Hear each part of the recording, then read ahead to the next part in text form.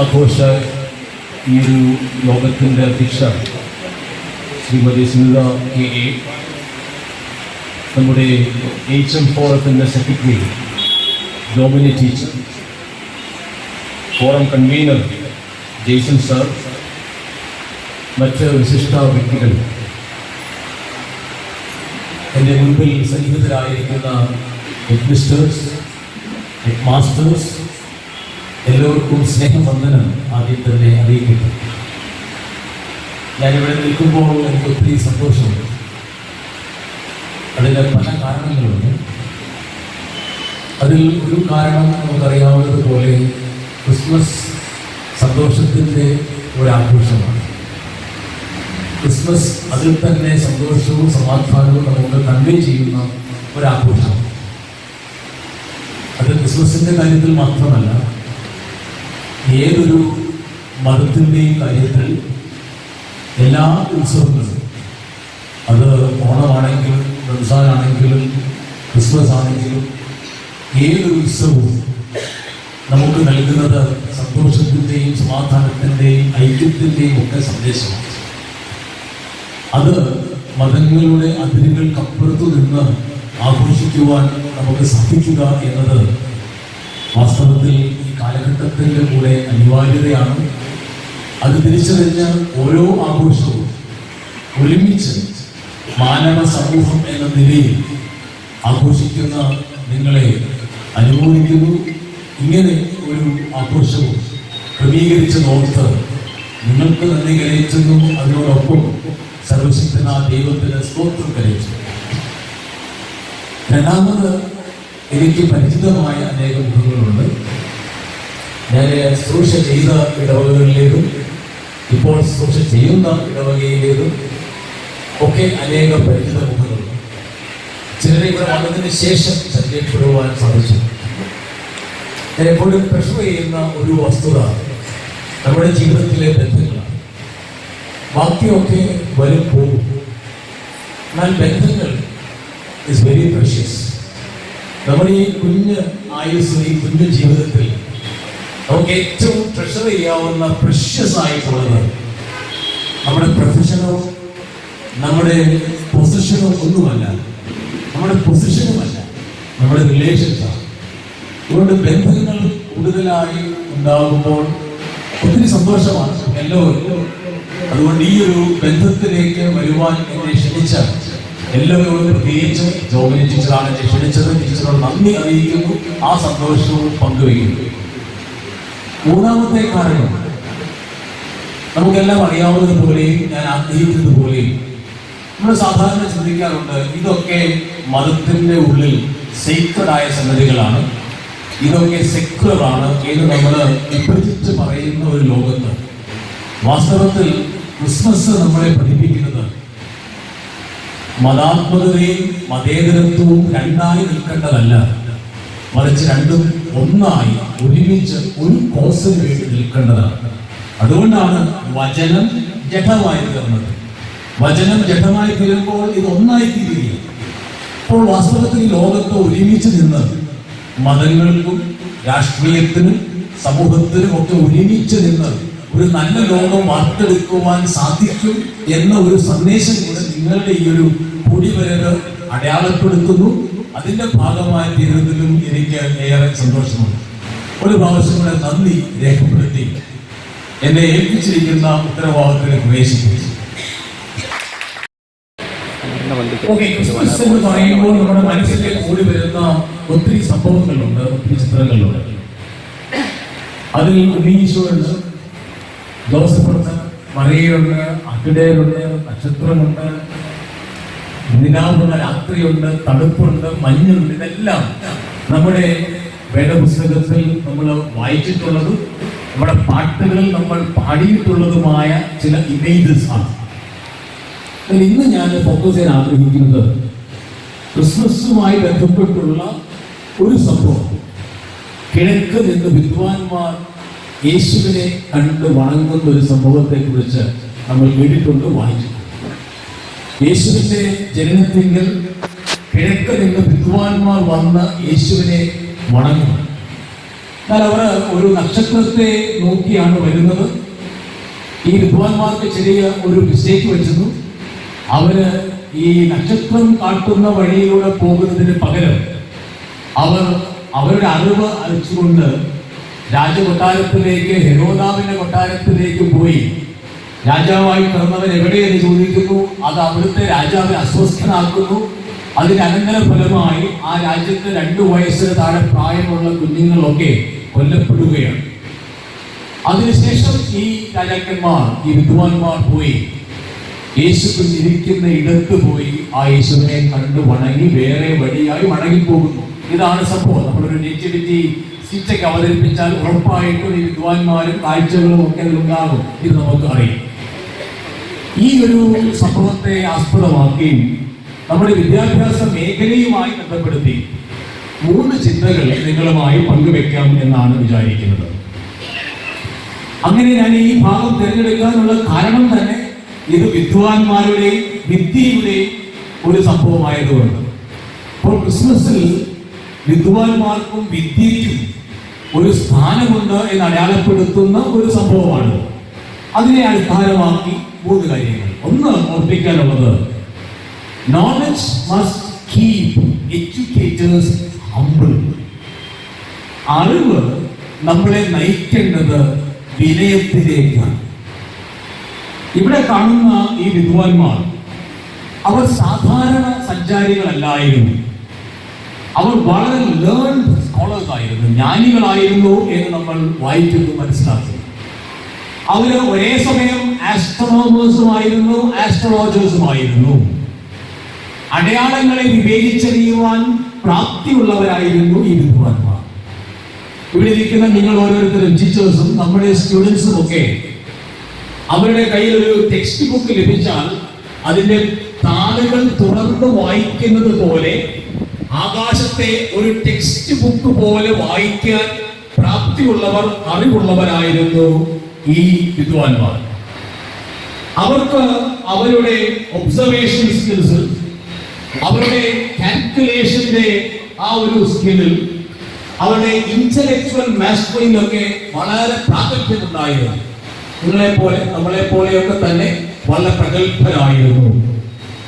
എന്നാൽ അവരുടെ ഒരു ബ്രില്യൻസിന് അപ്പുറത്ത് അവരുടെ ജീവിതത്തിൽ സംഭവിച്ചു പോയ പരാജയം എന്താണ്? അവരുടെ ജീവിതത്തിൽ സംഭവിച്ചു പോയ പരാജയം തങ്ങൾക്ക് സ്വായത്തമായ, തങ്ങൾക്ക് ലഭിച്ച, തങ്ങൾക്കുള്ള അറിവിൽ നിന്ന് വ്യത്യസ്തമായ ഒരു അറിവ് അവരെ തേടി വന്നപ്പോൾ അതിനെ വിശ്വസിക്കുവാനും ഉൾക്കൊള്ളുവാനും അവർക്ക് സാധിച്ചു. നക്ഷത്രം അവരെ വഴികാട്ടുകയാണ്. അവർക്കറിയാം രാജാവായി പിറന്നവന്റെ അരികിലേക്കാണ് ഈ നക്ഷത്രം വഴികാട്ടുന്നത്. പക്ഷേ പെട്ടെന്ന് അവർ തിരിച്ചറിയുന്നു, ഈ നക്ഷത്രം കാട്ടുന്ന വഴി, ഈ നക്ഷത്രം നൽകുന്ന അറിവ് തെറ്റല്ലേ? കാരണം ഞങ്ങളുടെ ബാല്യം മുതൽ പഠിച്ചതും പഠിപ്പിച്ചതുമായ അറിവനുസരിച്ച് രാജാവായി പിറക്കേണ്ടത് കൊട്ടാരത്തിൽ മാത്രമാണ്. ആ ദിശയിലേക്ക് സഞ്ചരിച്ചാൽ അവിടെ ഒരു കൊട്ടാരമില്ല. അപ്പോൾ ഈ അറിവ് തെറ്റാണ്. ഈ അറിവിനെ വിശ്വസിക്കുവാൻ സാധ്യമല്ല. അതുകൊണ്ട് ഈ അറിവിനെ ശ്രദ്ധിക്കേണ്ട, ഈ അറിവിനെ ഗൗരവമായി എടുക്കേണ്ട. ഞങ്ങളുടെ അറിവാണ് അബ്സല്യൂട്ട്, ഞങ്ങളുടെ അറിവാണ് പൂർണ്ണതയുള്ളത്. അവർ നേടിയ അവരുടെ അറിവിൽ മാത്രം അവർ ശ്രദ്ധ കേന്ദ്രീകരിച്ച് ആ അറിവും അവരുടെ വിദ്യയും അബ്സല്യൂട്ട് ആണെന്ന് വിചാരിക്കുമ്പോൾ അവർ ചെന്നെത്തുന്നത് ഒരു കൊട്ടാരത്തിലാണ്. അവിടെ ഒരു രാജാവുണ്ട്.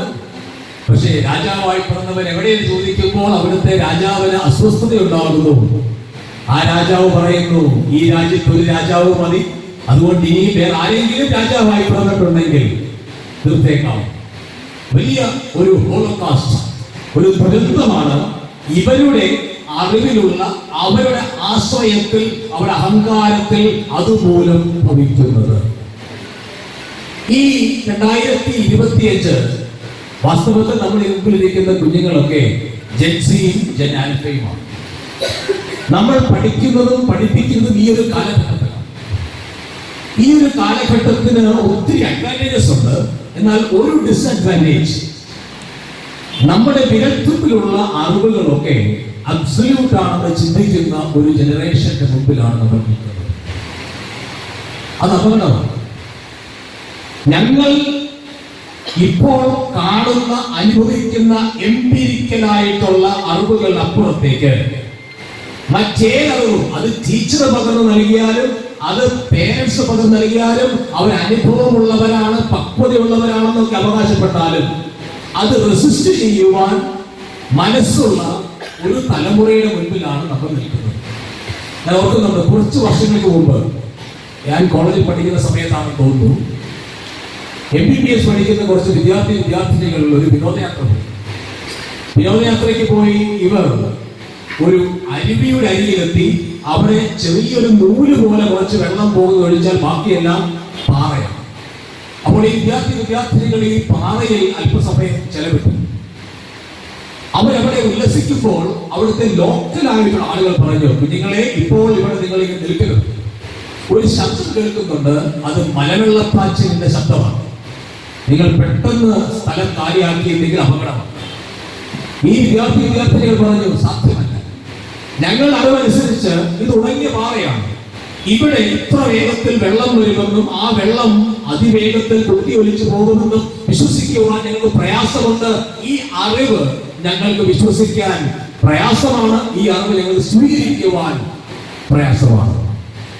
ഞങ്ങൾ MBBS വിദ്യാർത്ഥിനികളുമാണ്. നമ്മളെ വാർത്ത വായിച്ചിട്ടുണ്ട്.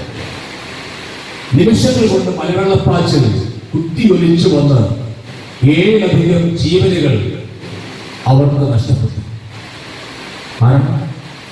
നമുക്ക് ലഭിക്കുന്ന അറിവുകൾ പൂർണ്ണതയുള്ളതാണ്. ഇതിനപ്പുറത്തേക്ക് വേറൊരു അറിവില്ല എന്ന് ആരെങ്കിലും വിചാരിച്ചാൽ അത് തലമുറകളാണെന്നല്ല, നമ്മളുമാകാം.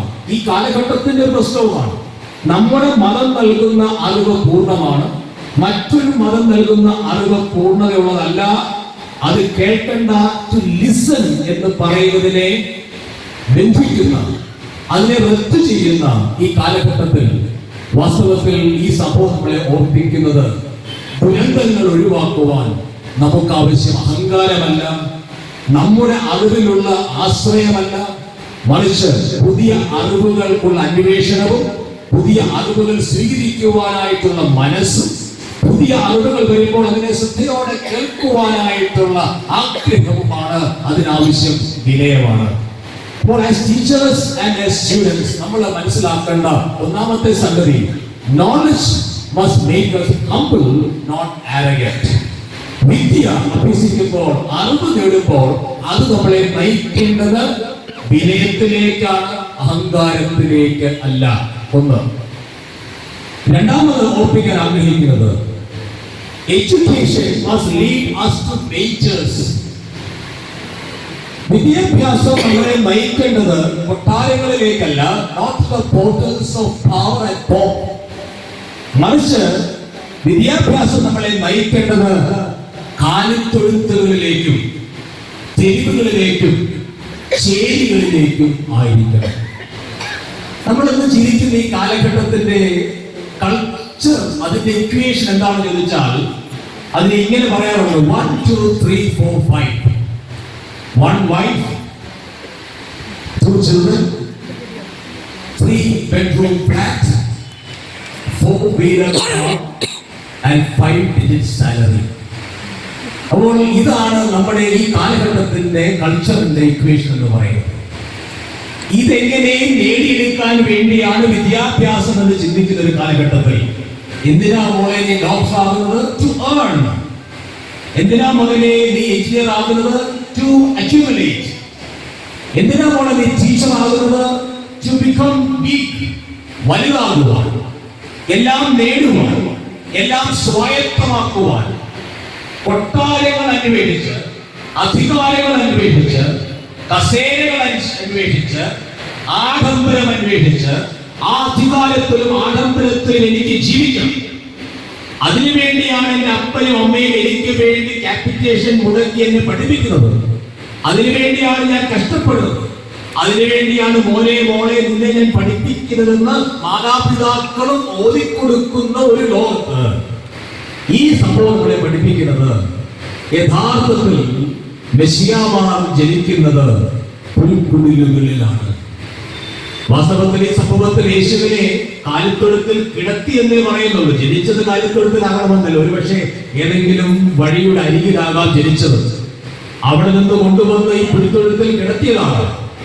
സോ അൾട്ടിമേറ്റ്ലി നമ്മുടെ വിദ്യാഭ്യാസം നമ്മുടെ കുഞ്ഞുങ്ങളെ നയിക്കുന്നത് ഇതുപോലെ അനേക കാലിത്തൊഴുത്തുകളിലേക്കും അനേക ചേരികളിലേക്കും വഴിയുടെ ഓരങ്ങളിൽ പിറന്നു വീഴുന്ന ജീവിതങ്ങളിലേക്കും വൾനറബിളായി ജീവിക്കുന്ന വ്യക്തികളുടെയും സമൂഹങ്ങളുടെയും അരികിലേക്കാണ്.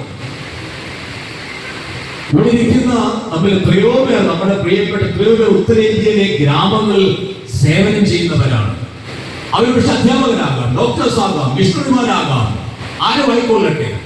എന്നാൽ അതുപോലും പോരാതെ നമ്മുടെ ഗ്രാമങ്ങളിൽ ഉയരുന്ന കരച്ചിലുകൾക്ക് ഉത്തരങ്ങളായി മാറുവാൻ, മെസ്സിയാമാരായി മാറുവാൻ സാധിക്കുന്ന ഒരു തലമുറയെ വളർത്തിയെടുക്കുവാൻ വാർത്തെടുക്കുവാൻ അധ്യാപക വൃന്ദം എന്ന നിലയിൽ നമുക്ക് സാധിക്കുന്നു.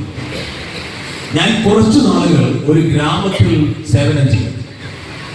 ആ ഗ്രാമത്തിൽ സേവനം ചെയ്യുമ്പോൾ എനിക്ക് മുൻപേ അവിടെ സേവനം ചെയ്ത അച്ഛന്മാരും അധ്യാപകരും ഒക്കെയുണ്ട്. ആന്ധ്രയിലെ ഒരു ഗ്രാമത്തിലാണ്, അത് തെലങ്കാനയില്ല, ആന്ധ്രയാണ്. ആ ഗ്രാമത്തിൽ ഒരു അപ്പനും അമ്മയും, പേര് രാജയെ നീലമ്മയും. രാജയ്ക്കും നീലമ്മയ്ക്കും 20 വർഷങ്ങളായി കുഞ്ഞുങ്ങളില്ലായിരുന്നു. അവസാനം അവർ പ്രാർത്ഥിച്ച് കാത്തിരുന്ന് 20 വർഷങ്ങൾക്ക് ശേഷം അവർക്കൊരു കുഞ്ഞിനെ ദൈവം നൽകി. ഇവർ ആ കുഞ്ഞിനൊരു പേര് കൊടുത്തു, മുത്ത്. നല്ല പ്രശസ്തമാണ്, ജുവലാണ്, പേളാണ്, മുത്ത്. ആ കൊച്ചിന് പേര് കൊടുത്തു.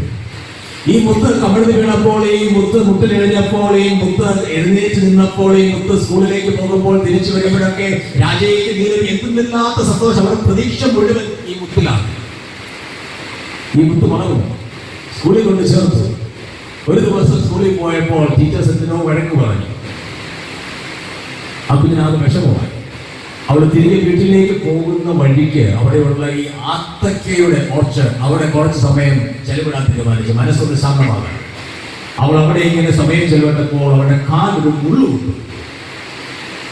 അവൾ ഭയത്ത് നോക്കി, അത് മുള്ളല്ലായിരുന്നു, മുട്ടൻ പാമ്പ് കുത്തിയാണ്. ഈ മുത്ത് വലിയ വായിൽ നിലവിളിച്ചുകൊണ്ട് വീട്ടിലേക്ക് ഓടി. അപ്പൊ അമ്മ എന്നെ പാമ്പ് കടിച്ചു എന്ന് പറഞ്ഞ് വീട്ടിലേക്ക് എത്തി. ഈ രാജയും നീലമ്മയും തങ്ങളുടെ മുത്തിനെ കൈകളിൽ കോരിയെടുത്ത് മുകിലപ്പള്ളി എന്ന് പറയുന്ന ഗ്രാമത്തിലെ ഹോസ്പിറ്റലിലേക്ക് കൊണ്ടുവന്നു. അപ്പോൾ അവർ പറഞ്ഞു, മാസങ്ങളായി ഇവിടെ ഡോക്ടർ വന്നിട്ട്, നാട്ടിൽ ആരും വരാൻ തയ്യാറല്ല, ഇവിടെ ഡോക്ടർ ഇല്ല. മിഷൻ ഹോസ്പിറ്റലാണെന്ന് ഓർക്കണം, ഡോക്ടർ ഇല്ല. അതുകൊണ്ട് നിങ്ങൾ പെട്ടെന്ന് പറക്കാലിലേക്ക് കൊണ്ടുപോകാൻ പറഞ്ഞു. അവർ ആ കുഞ്ഞിനെയും കൈകളിലെടുത്ത് പറക്കാലിലേക്ക് കൊണ്ടുചെന്നു. അവിടെയും അത് തന്നെ അവസ്ഥ, ഡോക്ടർ ഇല്ല. അവർ ആ കുഞ്ഞിനെ എടുത്തുകൊണ്ട് വാറങ്കലിലേക്ക് കൊണ്ടുപോയി, വാറങ്കൽ ഗവൺമെന്റ് ഹോസ്പിറ്റലിലേക്ക് കൊണ്ടുചെന്നു. ആ കുഞ്ഞിനെ സ്ട്രെച്ചറിൽ കിടത്തി അകത്തേക്ക് കൊണ്ടുപോയി ഡോക്ടേഴ്സ് നഴ്സസ് പരിശോധിച്ചു. പുറത്തു വന്ന രാജയോട് നീലമ്മയോട് പറഞ്ഞു, 20 വർഷം കാത്തിരുന്ന് ലഭിച്ച മുത്തിനെ നഷ്ടപ്പെട്ടു. അവിടെ അന്ന് സേവനം ചെയ്യുന്ന ബിജോയ് ചെറിയ അച്ഛൻ എന്ന് പറയുന്ന അച്ഛനും മിഷണറിമാരും കൊച്ചമ്മയും അധ്യാപകരും എല്ലാം കൂടെ ഈ രാജയെയും നീലമ്മയും കണ്ട് ആശ്വസിപ്പിക്കാൻ പോയി. അവർ ആശ്വസിപ്പിച്ചപ്പോൾ രാജയെയും നീലമ്മയും ചോദിച്ചൊരു ചോദ്യമുണ്ട്,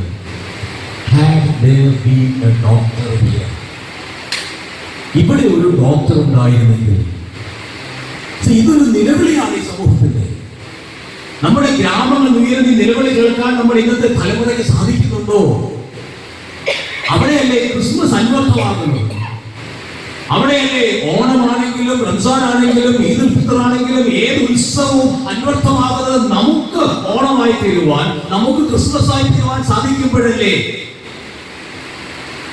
അതനുസരിച്ചൊരു സംഭവങ്ങളെ ഓർപ്പിക്കട്ടെ. 2 വർഷം മുമ്പ് ഒരു പള്ളിയിൽ ഇതുപോലെ പ്രസംഗിക്കുമ്പോൾ ഞാൻ പറഞ്ഞു, നമ്മുടെ ഈ നാട്ടകം ഗവൺമെന്റ് കോളേജിൽ ഹിസ്റ്ററി BA പഠിക്കുന്ന ഒരു വിദ്യാർത്ഥി കാഴ്ച പരീക്ഷയ്ക്ക് എഴുതി സഹായിക്കാൻ ആരെങ്കിലും സഹായപ്പെടാം. ഡിഗ്രി ഫസ്റ്റ് ഇയർ ആയതുകൊണ്ട് ആ പ്രായത്തിനോ അതിന് മുകളിലോ പ്രായമുള്ളവർക്ക് സാധ്യമല്ല. 12, 11, 10 അതുപോലെ പ്രായമുള്ള ആ ക്ലാസ്സിൽ പഠിക്കുന്ന ആരെങ്കിലും ഉണ്ടെങ്കിൽ സാധിക്കില്ലെങ്കിൽ ഈ കാരൽ സർവീസ് കഴിയുമ്പോൾ എന്നെ വന്ന് കാണണം. നമ്മൾ സാധാരണ തലമുറകളേക്ക് അണ്ടർ എസ്റ്റിമേറ്റ് ചെയ്യുന്നത്. ഇത് കഴിഞ്ഞപ്പോൾ സേറ എന്ന് പറയുന്ന ഒരു കൊച്ചു മോൾ എന്ന് പറഞ്ഞു, അവിടെ 11th 12th അച്ഛാ ഞാൻ പോകാം. അവള് പോകാൻ മനസ്സ് കാണിച്ചു. ആ നാട്ടകം കോളേജിലെ ഹിസ്റ്ററി പഠിക്കുന്ന ആ വിദ്യാർത്ഥിയുടെ കൂടെ ഇരുന്ന് അവൻ പറയുന്നത് കേട്ട് എക്സാം എഴുതിയപ്പോൾ, അവന് വേണ്ടി എക്സാം എഴുതിയപ്പോൾ സേറ അത് നിർവഹിച്ചപ്പോൾ അതിന്റെ പേരാണ് ക്രിസ്മസ്. 2000 വർഷങ്ങൾക്ക് മുമ്പ് പുൽക്കൂടുകളിൽ യേശു ജനിച്ചു എന്ന് പറയുന്നതിനപ്പുറത്ത് ഈ കാലഘട്ടത്തിൽ ക്രിസ്മസ് സാധ്യമാകുവാൻ, അന്വർത്ഥമാകുവാൻ അത് സാധിക്കണമെങ്കിൽ അങ്ങനെ ഒരു തലമുറയെ വാർത്തെടുക്കാൻ നമുക്ക് സാധിക്കും. Very important. ഈ കാലഘട്ടം സ്വാർത്ഥതയുടെ അക്യൂമുലേഷന്റെ ഒക്കെ ഒരു കാലഘട്ടമായി മാറുമ്പോൾ അങ്ങനെയുള്ളവരാണ് മിടുക്കരെന്നും വിജയികളെന്നും അടയാളപ്പെടുത്തി ലോകം നമ്മളെ പഠിപ്പിക്കുമ്പോൾ as teachers can we mentor a generation that believes in sharing, that believes messiahs are born in the manger. മേച്ചറുകളിലാണ്, കാലിത്തൊഴുത്തുകളിലാണ്, തെരുവുകളിലാണ്, ചേരികളിലാണ് ജനിക്കുന്നത് അറിഞ്ഞ് അവരുടെ മധ്യത്തിലേക്ക് വിദ്യാഭ്യാസവും അറിവും നേടി ഇറങ്ങിച്ചെല്ലുവാൻ സാധിക്കുന്ന ഒരു തലമുറയെ വാർത്തെടുക്കാൻ സാധിച്ചാൽ അതാണ് ക്രിസ്മസ്. മൂന്നാമതും അവസാനവുമായി ഈ സംഭവത്തിൽ നമ്മൾ കാണുന്നു, ഈ വിദ്വാൻമാർ ആദ്യം ചെല്ലുന്നത് ഹെരോദാവിന്റെ അടുക്കലാണ്. ആ ഹെരോദാവ് അസ്വസ്ഥനാകുന്നു. ആ ഹെരോദാവ് 2 വയസ്സിന് താഴെ പ്രായമുള്ള കുഞ്ഞുങ്ങളെയൊക്കെ കൊന്നുകളയുകയാണ്. കാരണം അവരിൽ ഒരാളായിരിക്കാം രാജാവെന്നുള്ള ചിന്ത. തന്റെ സ്ഥാനത്തിനും തന്റെ സുഖത്തിനും തന്റെ ലാഭത്തിനും ഭീഷണിയായി ആരുമുണ്ട്. അവരെ ഉന്മൂലനം ചെയ്യുവാൻ ശ്രമിക്കുന്ന ഹെരോദാക്കന്മാരുടെ ലോകത്താണ് നമ്മൾ ജീവിക്കുന്നത്. അവർക്ക് ലാഭമുണ്ടാക്കാൻ വേണ്ടിയുള്ള അവരുടെ ആഗ്രഹത്തിന്റെ മുൻപിൽ നിഷ്കളങ്കരായ കുഞ്ഞുങ്ങൾ, അവരുടെ നിഷ്കളങ്കത, അവരുടെ സൗന്ദര്യം ഇതൊന്നും ഒരു വിഷയമല്ല.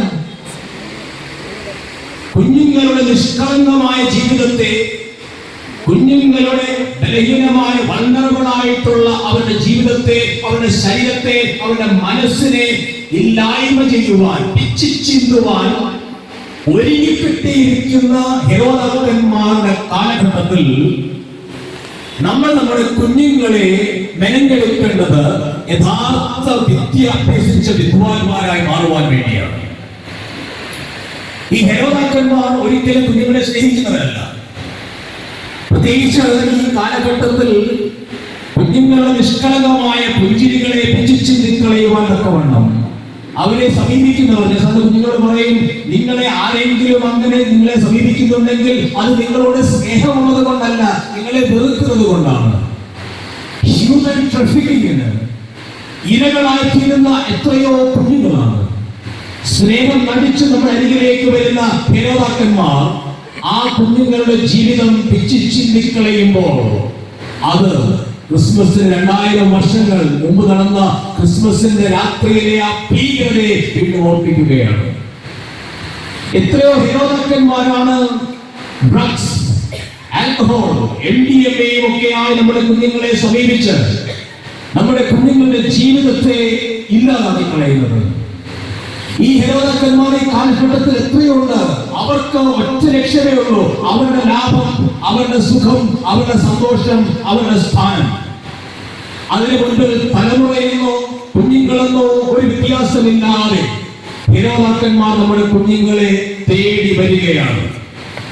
ഈ അടുത്ത സമയത്ത് ഒരു സ്കൂളിലെ അധ്യാപകൻ എന്നോട് പറഞ്ഞു, അച്ഛാ സങ്കടത്തോടെ പറയുകയാണ്, അച്ഛന് അറിയാവുന്ന കുഞ്ഞുങ്ങൾ പോലും പലരും എക്സൈസിന്റെ ലിസ്റ്റിലുണ്ട്.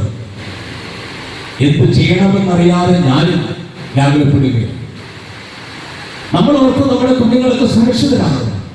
പക്ഷെ ഇവരെല്ലാം പ്രത്യക്ഷമായിട്ടും പരോക്ഷമായിട്ടും ഹെരോദാക്കന്മാരുടെ കരവലയത്തിന്റെ ഉള്ളിൽ ഞെരിഞ്ഞമരുകയാണെങ്കിൽ നമുക്ക് എന്തുകൊണ്ട് ഈ കാലഘട്ടത്തിൽ ശരി തെറ്റുകളെ തിരിച്ചറിയാൻ സാധിക്കുന്ന വിദ്വാൻമാരെ സൃഷ്ടിക്കാൻ ഇടയാകുന്നില്ല? നമ്മളൊരു പക്ഷേ ക്രിയേഷൻസും ഫോമുലകളും ഒക്കെ പഠിപ്പിച്ച് അവരെ സ്കൂളുകളിൽ 100% വിജയമുള്ള സ്കൂളുകളായി ഉയർത്തുവാൻ അൺഎത്തിക്കലായി പോലും പലപ്പോഴും അവരെയും നമ്മൾ പ്രചോദനം നൽകി പരീക്ഷ എഴുതിക്കുമ്പോൾ ഓർക്കുക, നമ്മൾ ഉണ്ടാക്കുന്നത് വിദ്വാൻമാരെയല്ല, ഹെരോദാക്കന്മാരെയാണ്. ഈ ലോകത്തിന് ആവശ്യം സക്സസ്ഫുൾ ആയ തലമുറയല്ല, ഫ്രൂട്ട്ഫുൾ ആയ തലമുറയാണ്. വിജയികളാകാൻ ഏത് മാർഗവും സ്വീകരിക്കുന്ന തലമുറകളെയല്ല ഈ കാലഘട്ടത്തിൽ ആവശ്യം. അവരൊക്കെ ഹെരോദാക്കന്മാരാകത്തതേ ഉള്ളൂ. മറിച്ച് ആവശ്യം ഫലകരമായി ജീവിക്കുന്ന, സ്നേഹത്തിന്റെ, വിശ്വാസതയുടെ, നിഷ്കളങ്കതയുടെ, കരുണയുടെ, കരുതലിന്റെ, നീതിയുടെ, സമാധാനത്തിന്റെ പാതയിൽ സഞ്ചരിക്കുന്നവരായി ജീവിക്കാൻ സാധിക്കുന്ന തലമുറയാണ് വാർത്തെടുക്കേണ്ടത്. ഈ സംഭവത്തിന്റെ അവസാനം ഇങ്ങനെ പറഞ്ഞ് അവസാനിക്കുന്നത്, ഈ വിദ്വാൻമാർ വേറെ വഴിയായി മടങ്ങിപ്പോയെന്ന്. അതുകൊണ്ട് ഞാൻ പറയും, ഇവര് കിഴക്ക് നിന്ന് വന്ന വിദ്വാൻമാരല്ല, ഇവര് കിഴക്കോട്ട് മടങ്ങിപ്പോയ വിദ്വാൻമാരാണ്. വന്നത് മുഴുവൻ മണ്ടത്തരങ്ങളിലാണ്. പക്ഷെ തിരികെ പോയപ്പോൾ ബുദ്ധിയുള്ളവരായി, യഥാർത്ഥ വിദ്വാൻമാരായി, യഥാർത്ഥ വിദ്യ അഭ്യസിച്ചവരായി, ജീവന്റെ മെസ്സിയായി കണ്ട് മടങ്ങി വേറെ വഴിയായി മടങ്ങിപ്പോവുകയാണ്. നമ്മുടെ വിദ്യാലയങ്ങൾ നമ്മുടെ കുഞ്ഞുങ്ങളെ വേറെ വഴിയായി അയക്കുന്ന ഇടങ്ങളായി മാറണം. വന്ന വഴിയെ മടങ്ങിപ്പോകുന്നവരായിട്ടല്ല, വേറെ വഴിയായി വിദ്വാൻമാരായി മടങ്ങിപ്പോകുന്ന ഇടങ്ങളായി നമ്മുടെ സ്കൂളുകൾ മാറണം. അത് സാധിക്കും. അവിടെയാണ് ക്രിസ്മസ് അന്വർത്ഥമാകുന്നത്. അതുകൊണ്ട് ഞാൻ എന്റെ വാക്കുകളെ ചുരുക്കുകയാണ്. ഒന്നാമത് ഞാൻ ഓർപ്പിച്ചത്, വിദ്യാഭ്യാസം നമ്മളെ വിനയമുള്ളവരാക്കി മാറ്റണം. അറിവിൽ അഹങ്കരിക്കുന്നവരായിട്ടല്ല, പുതിയ അറിവുകൾ വരുമ്പോൾ അതിനെ സ്വീകരിക്കുന്നവരും കേൾക്കുവാൻ മനസ്സുള്ളവരുമായി മാറുന്ന ഒരു തലമുറയെ വാർത്തെടുക്കുവാൻ സാധിക്കണം. നമ്മുടെ ഇന്നത്തെ സമൂഹത്തിലും നമ്മുടെ മതവും നമ്മുടെ വിദ്യാഭ്യാസവും നമ്മുടെ രാഷ്ട്രീയവും ഒക്കെ നൽകുന്ന അറിവുകളുടെ അപ്പുറത്ത് അറിവുകളുണ്ട്. നമ്മൾ സ്വായത്തമായ അറിവുകളൊന്നും പൂർണ്ണമല്ല, അപൂർണമാണ് എന്നുള്ള തിരിച്ചറിവ് വിനയത്തോടെ കേൾക്കുവാനുള്ള മനസ്സുള്ളവരായി, സ്വീകരിക്കാൻ മനസ്സുള്ളവരായി മാറണം. രണ്ടാമത് ഓർപ്പിച്ചത്, education must lead institutions to dangers. നമ്മുടെ വിദ്യാഭ്യാസം, നമ്മുടെ കുഞ്ഞുങ്ങൾ, അവരെ വിദ്യാഭ്യാസം നയിക്കേണ്ടത് അധികാരത്തിന്റെ, ആഡംബരത്തിന്റെ ഇടങ്ങളായ ഇടനാഴികളിലേക്കല്ല, കൊട്ടാരങ്ങളിലേക്കല്ല, അരമനകളിലേക്കല്ല, മറിച്ച് നയിക്കേണ്ടത് ആലിത്തൊഴുത്തുകളിലേക്കും ചേരികളിലേക്കും വഴിയോരങ്ങളിലേക്കുമാണ്, കുഗ്രാമങ്ങളിലേക്കാണ്. അവിടെ ചോദ്യങ്ങൾ ഉയരുകയാണ്. അസതോമാ സത്കമയ, ഞങ്ങളെ സത്യത്തിലേക്ക് നയിക്കണമേ. തമസോമാ ജ്യോതിർഗമയ, ഞങ്ങളെ വെളിച്ചത്തിലേക്ക് നയിക്കണമേ. മൃത്യോത്മ അമൃതംഗമയ, ഞങ്ങളെ ജീവനിലേക്ക് നയിക്കണമേ. ഇതൊരു മന്ത്രം മാത്രം, ഇതൊരു കരച്ചിലാണ്. സമൂഹം കരയുകയാണ്. ആ കരച്ചിലിനോട് ക്രിയാത്മകമായി പ്രതികരിക്കാൻ സാധിക്കുന്നതിന്റെ പേരാണ് ക്രിസ്മസ്. മൂന്നാമതും അവസാനവുമായി ഞാൻ ഓർപ്പിച്ചു, നമുക്ക് ആവശ്യം ഹെരോദാക്കന്മാരെയല്ല, നമുക്ക് ആവശ്യം ജീവന്റെ ഇടങ്ങൾ തിരിച്ചറിഞ്ഞ് അവിടെ നിന്ന് ജീവൻ പരിപോഷിപ്പിക്കാൻ,